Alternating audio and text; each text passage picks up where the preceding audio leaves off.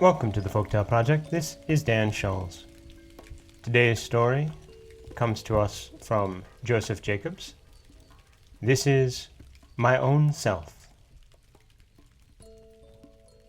In a tiny house in the North Countrie, far away from any town or village, there lived, not long ago, a poor widow, all alone with her little son, a 6-year-old boy.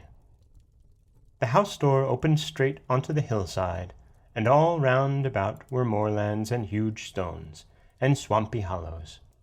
Never a house nor a sign of life wherever you might look, for their nearest neighbours were the ferlies, in the glen below, and the will-o'-the-wisps, in the long grass along the pathside. And many a tale she could tell of the good folk, calling to each other in the oak trees, and the twinkling lights hopping on to the very window-sill on dark nights.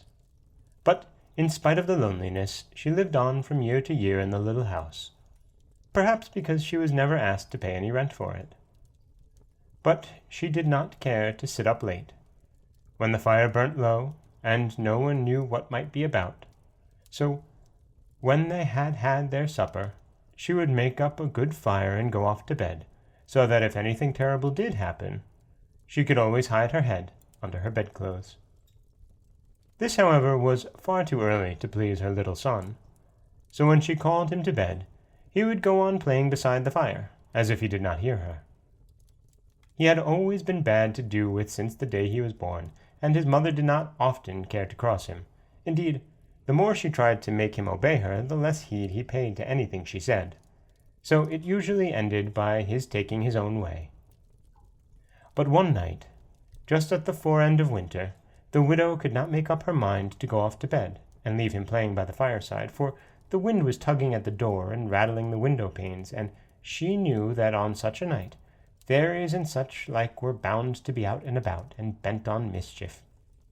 So she tried to coax the boy into going at once to bed. "The safest bed to bide in, such a night as this," she said. But no, he wouldn't. She threatened to give him the stick, but it was no use. The more she begged and scolded, the more he shook his head, and when at last she lost patience and cried that the fairies would surely come and fetch him away, he only laughed and said he wished they would, for he would like one to play with.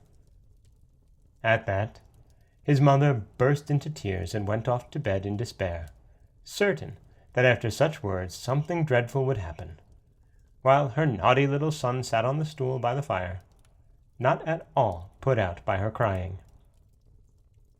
But he had not long been sitting there alone when he heard a fluttering sound near him in the chimney, and presently down by his side dropped the tiniest wee girl you could think of. She was not a span high, and had hair like spun silver, eyes as green as grass, and cheeks as red as June roses. The little boy looked at her with surprise. "Oh," said he, "what do they call ye?" "My own self," she said in a shrill but sweet little voice, and she looked at him too. "And what do they call ye?" "Just my own self, too," he answered cautiously. And with that they began to play together. She certainly showed him some fine games. She made animals out of the ashes that looked and moved like life, and trees with green leaves waving over tiny houses, with men and women an inch high in them, who, when she breathed on them, fell to walking and talking quite properly. But the fire was getting low and the light dim, and presently the little boy stirred the coals with a stick to make them blaze, when out jumped a red-hot cinder, and where should it fall but on the tiny fairy child's foot. Thereupon she set up such a squeal that the boy dropped the stick and clapped his hands to his ears, but it grew to so shrill a shriek that it was like all the wind in the world whistling through one tiny keyhole. There was a sound in the chimney again, but this time the little boy did not wait to see what it was, but bolted off to bed, where he hid under the blankets and listened in fear and trembling to what went on. A voice came from the chimney, speaking sharply. "Who's there, and what's wrong?" it said. "It's mine own self," sobbed the fairy child. "And my foot's burnt sore. Oh!" "Who did it?" asked the voice angrily. This time it sounded nearer, and the boy, peeping from under the clothes, could see a white face looking out from the chimney opening. "Just my own self, too," said the fairy child again. "Then, if you did it to your own self," cried the elf mother shrilly, "what's the use of making all this fash about it?" And with that, she stretched out a long thin arm, and caught the creature by its ear, and, shaking it roughly, pulled it after her, out of sight, up the chimney. The little boy lay awake a long time, listening, in case the fairy mother should come back after all. And next evening, after supper, his mother was surprised to find that he was willing to go to bed whenever she liked. "He's taking a turn for the better at last," she said to herself.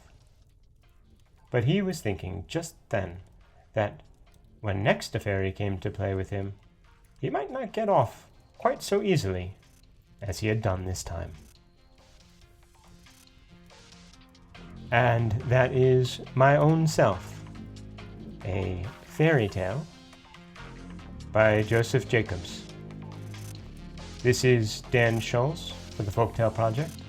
Don't forget that you can subscribe to the podcast on Apple Podcasts, Stitcher, Google Play, anywhere that you like to get your podcasts. You can also follow us on Twitter at Folktale Project. You can find us on Auto Radio and TuneIn Radio. And you can always head over to folktaleproject.com, where you'll find a new story waiting for you every weekday morning. Thanks for listening.